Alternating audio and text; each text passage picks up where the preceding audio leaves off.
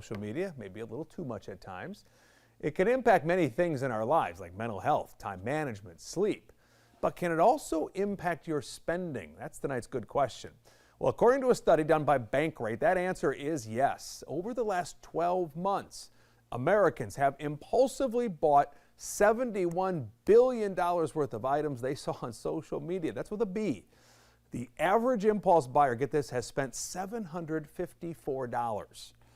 How many social media users are actually doing this overall? 48%.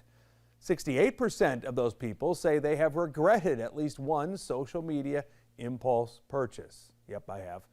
This type of buying varies by gender and age. You might be surprised to hear men have spent nearly twice as much as women over the last year. Millennials spent the most of any generation. All right, so what leads to social media impulse purchases? Well, influencers. Many show off luxury items, expensive homes and cars and international trips, leading many people to feel bad about their own finances. So here are some ways you can help stop social media from hurting your budget. Evaluate your discretionary spending. Don't completely cut it off. Set up purchase or trip as a goal and make room for saving for it in your budget. Final piece of advice here, identify what causes you to impulse buy. Good luck.